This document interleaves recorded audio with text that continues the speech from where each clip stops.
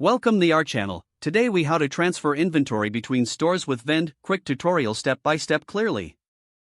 To begin transferring inventory between stores in Vend, log into your Vend account. Navigate to the inventory section in the main menu. Select transfer from the drop-down options. Click on add transfer to start a new inventory transfer. Choose the store you're transferring items from. Next, select the store you're transferring items to. Now, add the products you wish to transfer. You can search for items by name or SKU for easy access. Input the quantity of each item you want to transfer. Review the details of your transfer carefully. Once everything looks correct, click on Save to complete the transfer.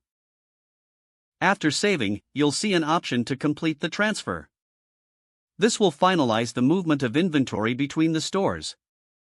If necessary, you can generate a report for your records. To view the transfer history, return to the transfer section. Here, you can see all past transfers and their statuses. This process allows for seamless inventory management across your locations. By following these steps, you can efficiently track your stock levels between stores.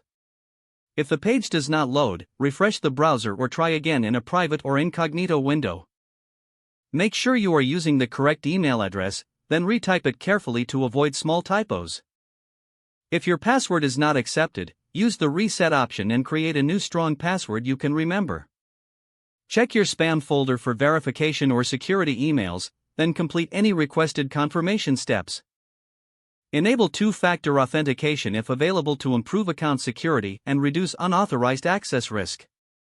After signing in, review your profile details so your contact information and settings are accurate and current. If you see an error message, note it down and try again after restarting your device and internet connection.